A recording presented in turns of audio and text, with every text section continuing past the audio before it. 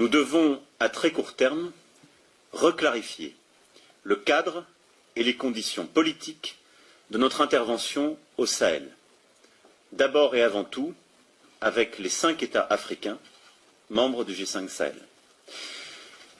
J'attends d'eux qu'ils clarifient et formalisent leurs demandes à l'égard de la France et de la communauté internationale. Souhaitent-ils notre présence? Ont-ils besoin de nous? Je veux des réponses claires et assumées sur ces questions.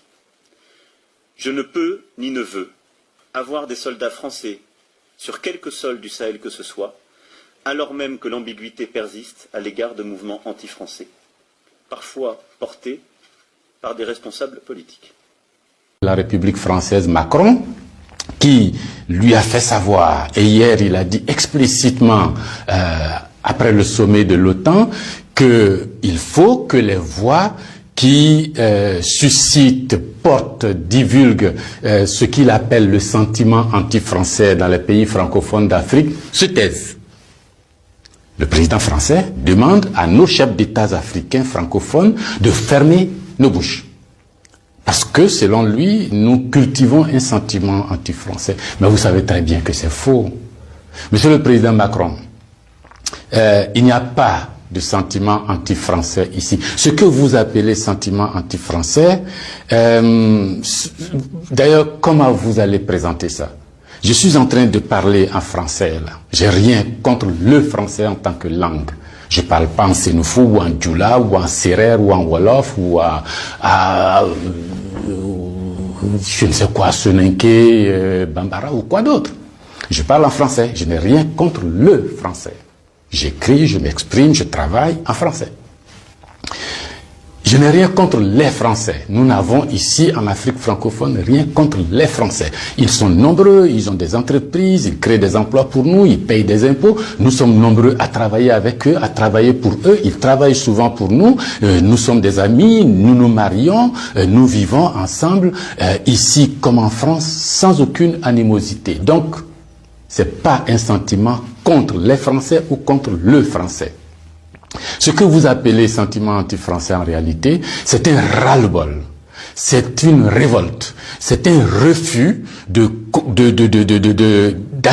la mainmise de l'État français sur nos autorités et par ricochet sur nos économies, sur nos peuples. C'est ce que nous refusons. Les relations incestueuses entre l'État français et les États africains, c'est ce que nous refusons.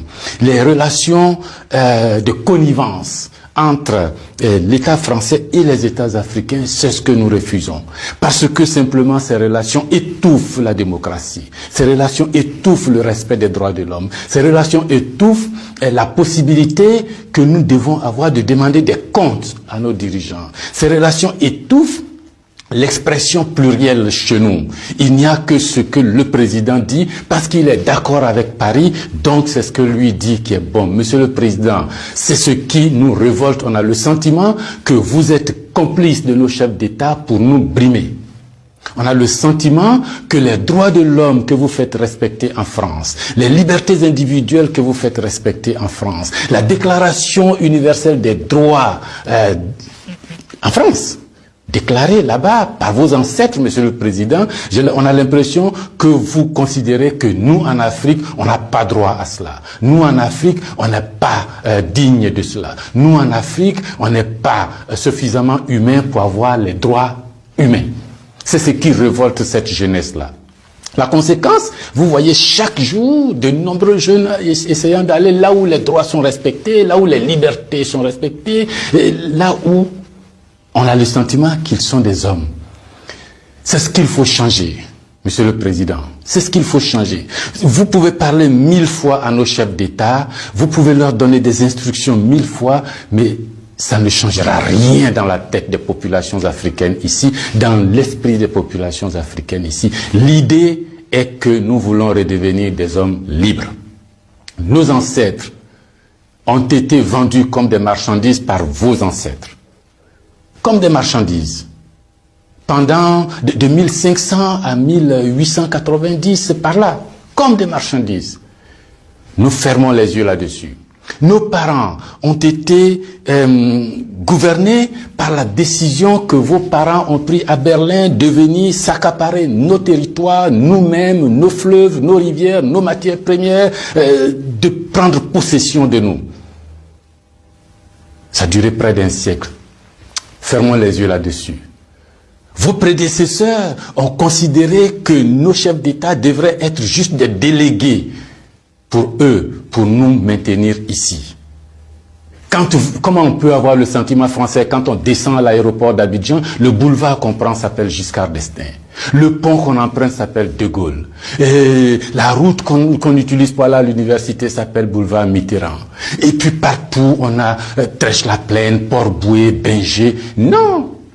Ce que la nouvelle génération veut, ce que nous voulons, c'est l'autodétermination. Que nos chefs d'État nous rendent compte ici, qu'ils ne soient pas obligés d'aller vous rendre compte pour se donner une certaine légitimité, comme Macron est d'accord avec moi, comme Chirac est d'accord avec moi, comme le chef d'État français est d'accord avec moi. Donc ici, vous allez faire ce que je dis, parce que sinon vous allez avoir des problèmes. Monsieur le Président, tant que ça durera comme ça, les gens ici auront le sentiment que l'État français est complice de leur brimade, de leur pauvreté, de leur chômage. C'est ce que nous voulons changer. C'est ce que nous voulons changer. Renvoyer Kako Noboko, renvoyer Kémy Séba, renvoyer Nathalie Yamb, contester les propos de Salif Keïta ou je ne sais qui d'autre, ça ne changera rien. C'est dans la tête de chacun de nous.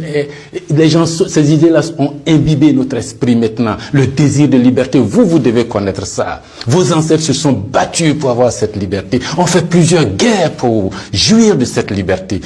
Ce que nous voulons, c'est ça.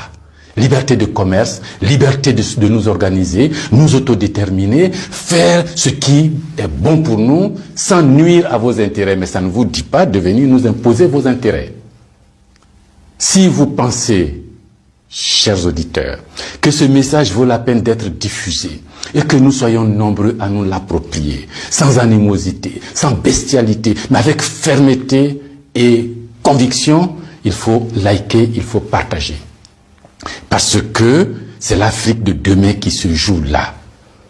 Nous ne voulons plus être des marchandises, nous ne voulons plus être sous la tutelle de quelqu'un, nous voulons redevenir des hommes libres. Merci.